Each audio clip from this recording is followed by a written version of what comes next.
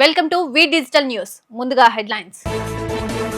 శాఖల పరంగా మంత్రుల పనితీరు మెరుగుపడాలన్న ముఖ్యమంత్రి చంద్రబాబు. దస్త్రాల క్లియరెన్స్ లో తాను 6వ స్థానంలో ఉన్నానని వెల్లడి.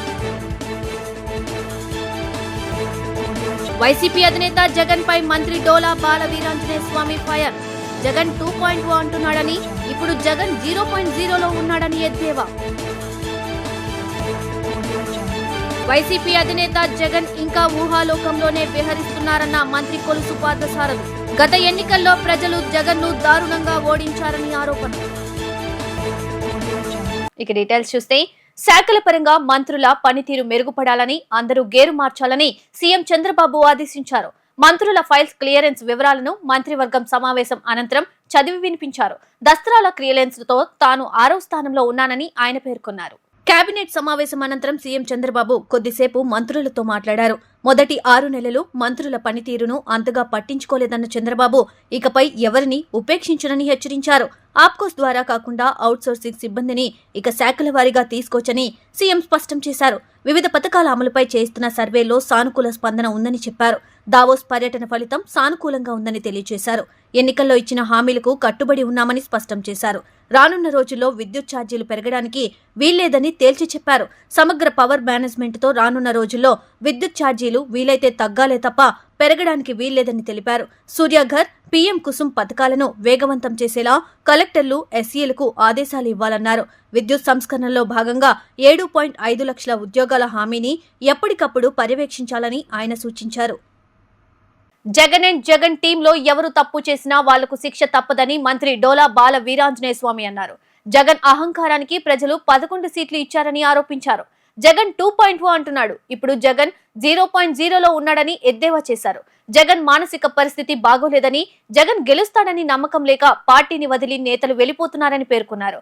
జగన్ ని బంగాళాఖాతంలో ప్రజలు ఎప్పుడో కలిపారని పేర్కొన్నారు. మేము గేట్లు తెరిస్తే ఎమ్మెల్యేలు కూటమిలోకి రావడానికి సిద్ధంగా ఉన్నారని ఆయన స్పష్టం చేశారు. మాజీ ముఖ్యమంత్రి చాలా కాలం తర్వాత స్క్రిప్ట్ చూడకుండా, వీడియో వదలకుండా ప్రెస్ మీట్లో ప్రజాస్వామ్యాన్ని అపహాస్యం చేస్తా మాట్లాడటం చాలా బాధాకరం.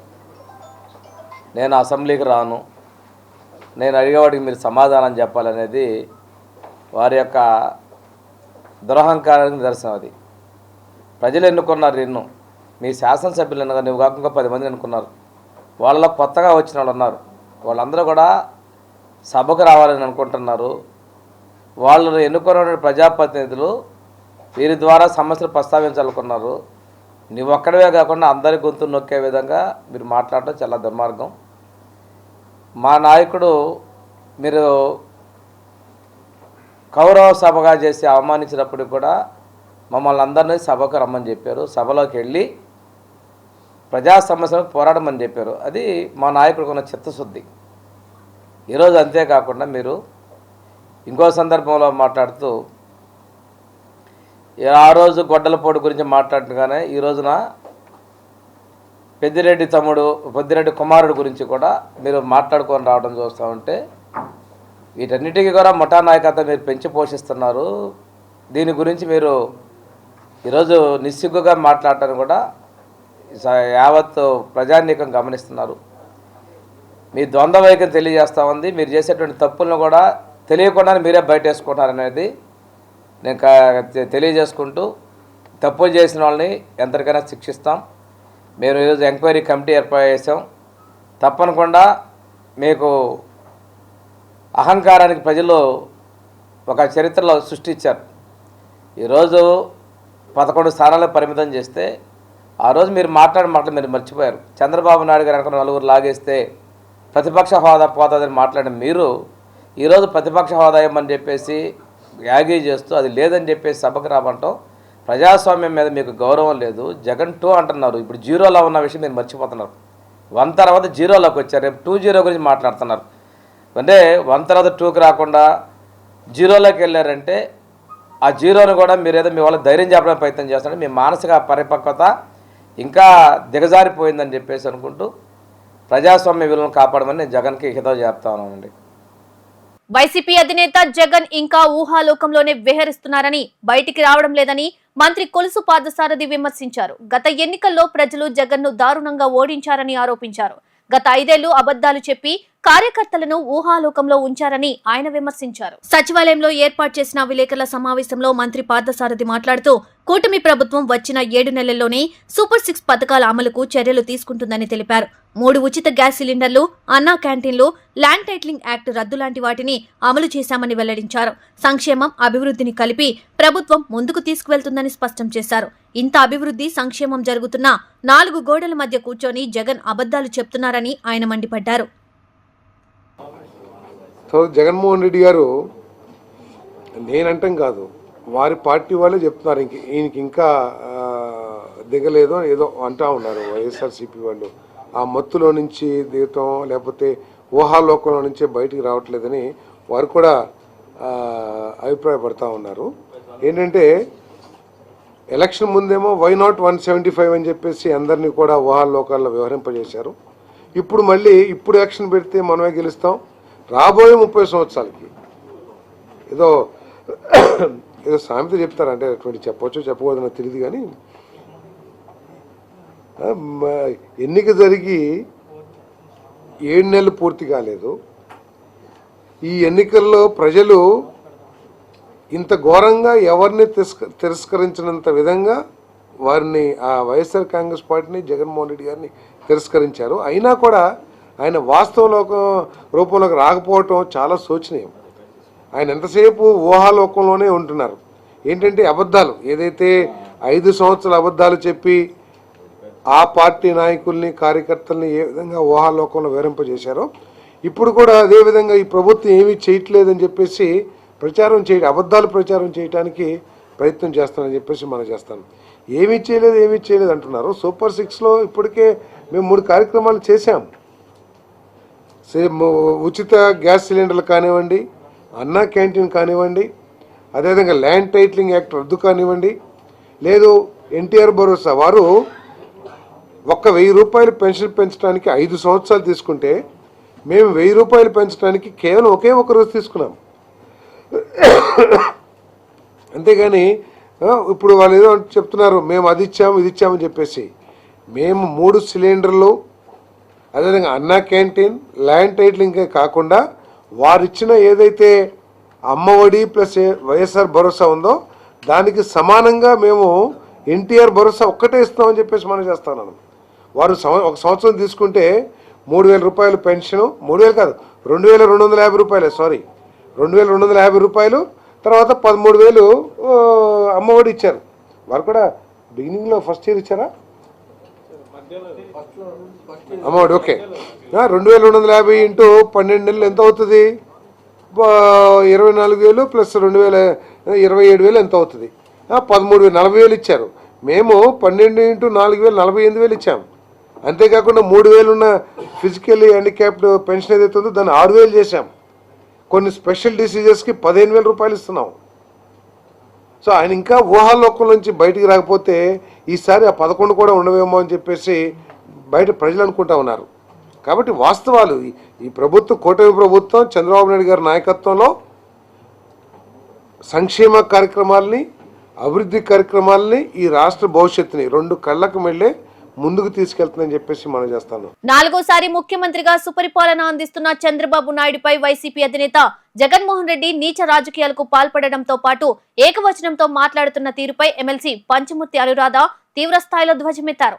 ఆర్థిక ఉగ్రవాది 16 నెలలు జైల్లో ఉండి లక్షల కోట్ల రాష్ట్ర ప్రజల సంపదను లూటీ చేసిన జగన్మోహన్ రెడ్డి కూటమి సర్కారుపై అసత్య ప్రచారాలు చేయడం సరికాదని మండిపడ్డారు. మంగళగిరి టీడీపీ కార్యాలయంలో ఏర్పాటు చేసిన విలేకరుల సమావేశంలో పంచముర్తి అనురాధ మాట్లాడుతూ రాష్ట్ర ప్రజలకు సంక్షేమ పథకాలు అందిస్తున్న చంద్రబాబు ప్రభుత్వాన్ని చంద్రముఖితో పోల్చడం సరికాదని చెప్పారు. రాజకీయాలలో విలువలు, విశ్వసనీయత గురించి జగన్మోహన్ రెడ్డి మాట్లాడడం దెయ్యాలు వేదాలు వల్లించినట్లు ఉందని చెప్పారు.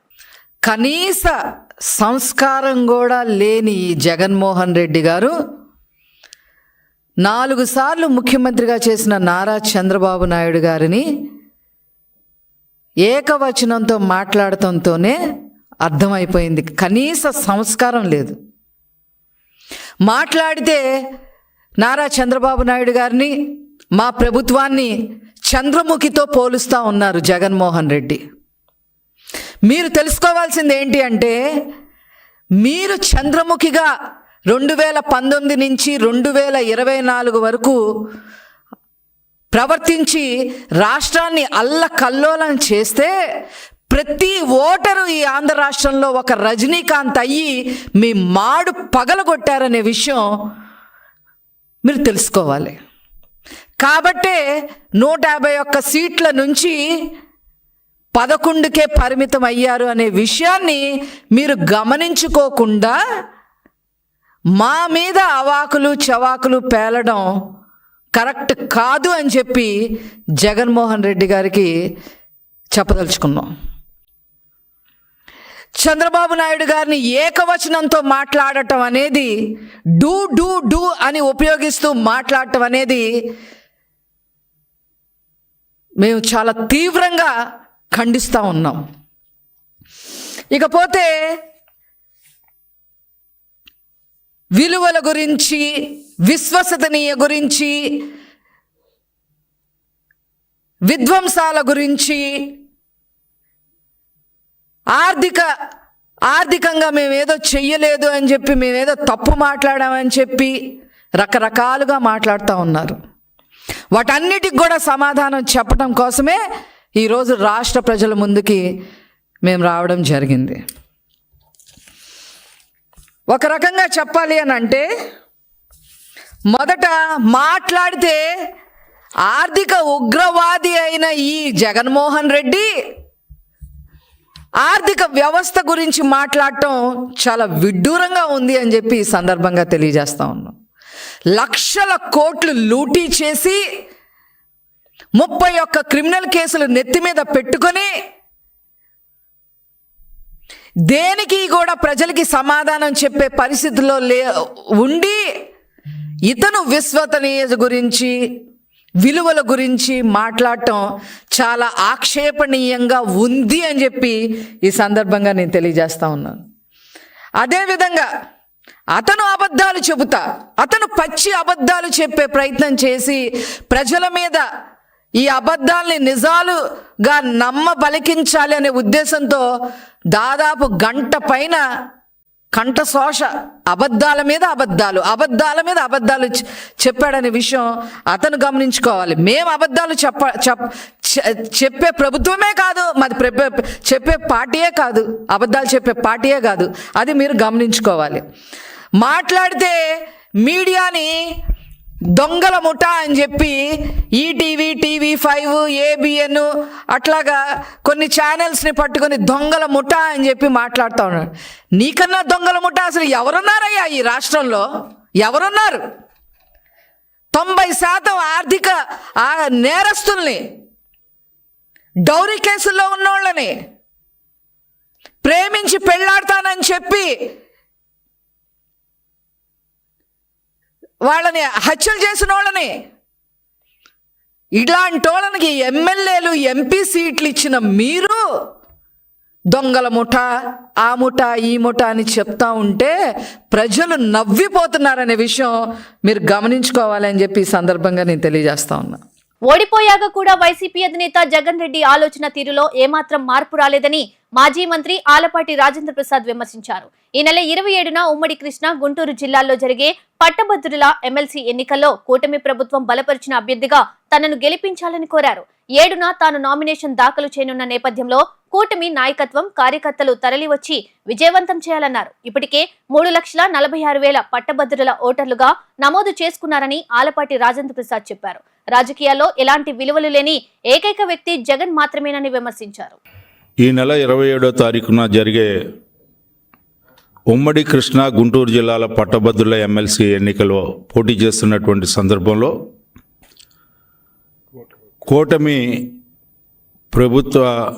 కూటమి పార్టీ అభ్యర్థిగా, కూటమి బలపరిచినటువంటి అభ్యర్థిగా పెద్దలు చంద్రబాబు నాయుడు గారికి, పవన్ కళ్యాణ్ గారికి, పురంధేశ్వరి గారికి, నారా లోకేష్ గారికి ధన్యవాదాలు తెలుపుకుంటూ ఈ నెల 7వ తారీఖున నామినేషన్ వేసే సందర్భంలో ముఖ్యంగా ఈ కార్యక్రమానికి కూటమి నాయకత్వం, అదేవిధంగా కార్యకర్తలందరూ కూడా తరలి రావాలని చెప్పి నామినేషన్ పర్వం విజయవంతం చేయాలని చెప్పి కోరుకుంటూ, అందరికీ తెలిసిన అంశమైనా కూడా ఇప్పటికి 3,46,000 పట్టభద్రులు ఓటర్లుగా నమోదవటం జరిగింది. ఈరోజు కూడా నమోదు చేసుకునే అవకాశం ఉంది. ఇంకెవరైనా పట్టభద్రులు ఓటర్లుగా నమోదు చేసుకోకపోయినట్లయితే నమోదు చేసుకోవాల్సిందిగా ఈ సందర్భంలో కోరుకుంటా ఉన్నా. ఈ రాష్ట్రం అభివృద్ధి చెందాలన్నా, ఈ రాష్ట్రం ప్రగతి వైపు పయనించాలన్నా కూటమి నాయకత్వాన్ని సమర్థించాల్సిన అవసరం, మద్దతు పలకాల్సిన అవసరం. ఈ ఎన్నికలో విజయాన్ని చేకూర్చి ఈ ఎన్నిక విజయం వల్ల మరొకసారి మద్దతు పలికామని చెప్పి ఒక మంచి సంకేతాన్ని ఇవ్వవలసిందిగా కోరుకుంటా ఉన్నా. మనందరికీ తెలుసు గత పాలన వల్ల ఏ రకమైనటువంటి నష్టం కష్టం జరిగింది, ఏ రకంగా ప్రజలు ఇబ్బంది పడ్డారు. అయినా కూడా ప్రతిపక్ష నేత ఒక ఆలోచన మారలేదు అని చెప్పి మనందరం కూడా గుర్తించాల్సిన అవసరం.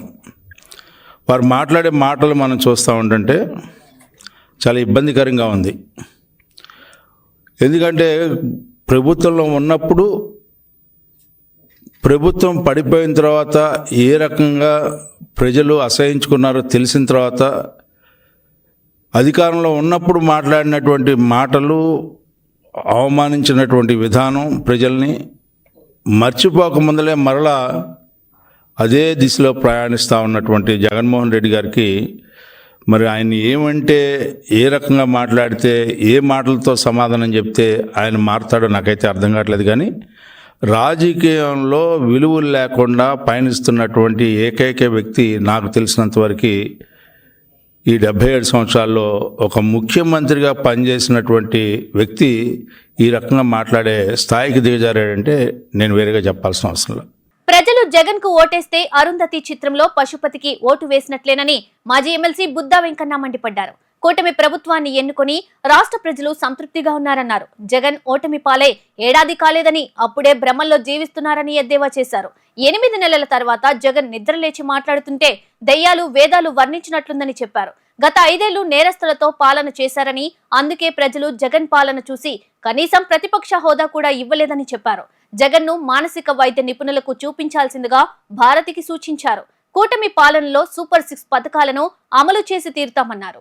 ప్రతి ఒక్కరు కూడా 2024లో మళ్ళీ జగన్మోహన్ రెడ్డికి ఓటేస్తే పశుపతికి ఓటేసినట్టే అని. పశుపతి అంటే ఎవరు అంటే అరుంధతి సినిమాలో వెళ్ళను. పశుపతికి ఓటేసినట్టేనే ఈ రాష్ట్రాన్ని ముందుకు తీసుకెళ్లాలంటే చంద్రబాబు నాయుడు వల్ల ఇద్దని చంద్రబాబు నాయుడు గారికి పట్టం కట్టారు. జగన్మోహన్ రెడ్డి 8 నెలలకి నిద్రలేసి నిన్న ఇవాళ ప్రెస్ మీట్లు పెట్టాడు. 8 నెలల కాలంలో నిన్నంటాడు కాలరు ఎగరేసే పాలన మాది, కాలరు పట్టుకునే పాలన వాళ్ళది అని ఒక పదం వాడాడు. కరెక్టే. కాలర్ ఎగరేసి రౌడీజం చేసేవాడు కాలర్ ఎగరేసుకొని తిరుగుతాడు. ఆ రౌడీజం చేసి కాలర్ ఎగరేసుకొని తిరిగేవాడు మేము కాలర్ పట్టుకుంటాం. అసలు జగన్మోహన్ రెడ్డి మానసిక వైద్యుడి దగ్గరికి వెళ్ళాలి. భారతం మన ఆ విజయమ్మ గారు లేరు, పాపం షర్మిల గారు లేరు. ఈయనకి మానసిక వైద్యం చేయించడానికి ఎవరో సాహసించట్లా. భారతీయ గారిని ప్రాధాన్యపడుతున్నా, అమ్మ ఇతన్ని మానసిక వైద్యుల దగ్గర తీసుకెళ్ళు, మానసిక వ్యాధి పట్టుకుంది దీనికి. మాటస్తే 30 సంవత్సరాలు 2023 స్టార్టింగ్ నుంచి రాష్ట్రంలో వచ్చే ఉగాది నుండి public private peoples partnership P4 విధానాన్ని అమలు చేయనున్నట్లు ప్రభుత్వ ప్రధాన కార్యదర్శి విజయానంద్ వెల్లడించారు. పేదరిక నిర్మూలనే లక్ష్యంగా P4 విధానాన్ని అమలు చేయనున్నట్లు తెలిపారు. అమరావతి సచివాలయంలో P4 విధానంపై సంబంధిత అధికారులతో సీఎస్ విజయానంద్ సమీక్ష జరిపారు. జిల్లా కలెక్టర్లు వర్చువల్ గా పాల్గొన్నారు. ఈ సందర్భంగా సీఎస్ మాట్లాడుతూ ముఖ్యంగా సమాజంలో ఆర్థికంగా ఉన్నత స్థితిలో ఉన్న 10 మంది, పేదరికంలో అట్టడుగు స్థాయిలో ఉన్న 20 మందికి చేయూతనివ్వడమే లక్ష్యంగా ప్రభుత్వం ముందుకు వెళ్తుంది. దీని అమలు కోసం విధి విధానాల రూపకల్పనకు ప్రజల నుండి సూచనలు, సలహాలు స్వీకరించడంతో పాటు ఇందుకోసం ప్రత్యేక పోర్టల్ కూడా రూపొందిస్తామని పేర్కొన్నారు. పేదలకు సాయం చేసేందుకు ముందుకొచ్చే పారిశ్రామికవేత్తలు, ఎన్ఆర్ఐలను ఉగాది రోజు P4 ప్రారంభ కార్యక్రమానికి ఆహ్వానిస్తామని సీఎస్ తెలిపారు. ప్రతి ఏటా 15 వృద్ధి రేటు సాధనే లక్ష్యంగా ప్రణాళికలు రూపొందించాల్సి ఉందన్నారు. రాష్ట్రంలో 500 కంప్రెస్డ్ బయోగ్యాస్ ప్లాంట్ల ఏర్పాటుకు రిలయన్స్ సంస్థ ముందుకొచ్చిన నేపథ్యంలో వీటి ఏర్పాటుకు అనువైన స్థలాలను గుర్తించాలని కలెక్టర్లను సీఎస్ ఆదేశించారు. హంద్రీనీవా ప్రాజెక్టు పనుల పురోగతిపై సంబంధిత ప్రాంతాల మంత్రులు, ఎమ్మెల్యేలతో ఇరిగేషన్ క్యాంపు కార్యాలయంలో మంత్రి నిమ్మల రామానాయుడు సమీక్ష నిర్వహించారు. గత 5 ఏళ్ల పాలనలో హంద్రీనీవాకు ఒక అరబస్తా సిమెంట్ గాని, ₹1 గాని జగన్ ఖర్చు పెట్టలేదన్నారు. హంద్రీనీవా ప్రాజెక్టులో ఉన్న పంపులను కూడా పూర్తి సామర్థ్యంతో ఉపయోగించుకోలేకపోయారు. అధికారంలోకి వచ్చిన వెంటనే 2,629 కోట్లతో హంద్రీనీవా ప్రాజెక్టు పనులు ముఖ్యమంత్రి చంద్రబాబు ప్రారంభించారని ఆయన స్పష్టం చేశారు. నగరంలో మెరుగైన పారిశుద్ధ్య నిర్వహణకు మినీ ట్రాన్స్ఫర్ స్టేషన్లు ఏర్పాటు చేయాలని విజయవాడ నగరపాలక సంస్థ కమిషనర్ ధ్యానచంద్ర అధికారులను ఆదేశించారు. రోడ్లకి ఇరువైపులా ఆక్రమణలను తొలగించాలని సంబంధిత అధికారులకు ఆదేశాలు జారీ చేశారు. నగరంలోని సెంట్రల్ నియోజకవర్గంలో సాంబమూర్తి రోడ్, ధర్నా చౌక్, పూర్ణానందపేట ప్రాంతాలన్నీ పర్యటించి క్షేత్రస్థాయిలో కమిషనర్ ధ్యానచంద్ర పరిశీలించారు. మెరుగైన పారిశుద్ధ్య నిర్వహణ కోసం సాంబమూర్తి రోడ్లో ఏర్పాటు చేసిన మినీ గార్బేజ్ ట్రాన్స్ఫర్ స్టేషన్ను పరిశీలించారు. ఇలాంటి గార్బేజ్ స్టేషన్లు నగరంలో అవసరమైన ప్రతి చోట ఏర్పాటు చేయాలని, సాంబమూర్తి రోడ్లో ఉన్న మినీ గార్బేజ్ ట్రాన్స్ఫర్ స్టేషన్ ముందు అందంగా కనిపించేందుకు, కాలుష్యాన్ని అరికట్టేందుకు పచ్చటి మొక్కల్ని నాటే ప్రణాళికలను సిద్ధం చేయాలని అధికారులను ఆదేశించారు. సాంబమూర్తి రోడ్డు వద్ద గల పబ్లిక్ టాయిలెట్లను పరిశీలించారు. నిత్యం పబ్లిక్ టాయిలెట్ల నిర్వహణ అధికారులు ఎప్పటికప్పుడు పర్యవేక్షిస్తూ ప్రజలకు ఎటువంటి అసౌకర్యం కలగకుండా పరిశుభ్రంగా మరమ్మతులు లేకుండా చూసుకోవాలని అధికారులను ఆదేశించారు. పూర్ణానందపేట పర్యటించి రోడ్లపైన ఎటువంటి ఆక్రమణలు జరగకుండా వ్యాపారస్తులు వారి ప్రాంతాలలోనే వారు వ్యాపారాలు చేసుకునేటట్టు చూసుకోవాలని, ట్రాఫిక్ అంతరాయం ఉన్న ఆక్రమణాలను ఎప్పటికప్పుడు తొలగించాలని అధికారులను ఆదేశించారు. ధర్నాచౌక్ వద్ద గల అన్నా క్యాంటీన్ను పర్యటించి క్షేత్రస్థాయిలో పరిశీలించారు. నిర్ణీత సమయంలో ఎటువంటి ఆలస్యం లేకుండా తెరవాలని, నిర్ణీత టోకెన్లు ప్రజలకు అందే విధంగా అధికారులు పర్యవేక్షించాలని అధికారులను ఆదేశించారు. వార్తలు ముగించే ముందు హెడ్లైన్స్ మరోసారి. శాఖల పరంగా మంత్రుల పనితీరు మెరుగుపడాలన్న ముఖ్యమంత్రి చంద్రబాబు. దస్త్రాల క్లియరెన్స్ లో తాను 6వ స్థానంలో ఉన్నానని వెల్లడి. వైసీపీ అధినేత జగన్ పై మంత్రి డోలా బాల వీరాంజనేయ స్వామి ఫైర్. జగన్ 2.0 అంటున్నాడని, ఇప్పుడు జగన్ 0.0లో ఉన్నాడని ఎద్దేవా. వైసీపీ అధినేత జగన్ ఇంకా ఊహాలోకంలోనే విహరిస్తున్నారన్న మంత్రి కొలుసు పార్థసారథి. గత ఎన్నికల్లో ప్రజలు జగన్ను దారుణంగా ఓడించారని ఆరోపణ. ఈ వార్తలు ఇంతటితో సమాప్తం. మరొక బులెటిన్లో మళ్ళీ కలుద్దాం. అంతవరకు సెలవు. నమస్తే.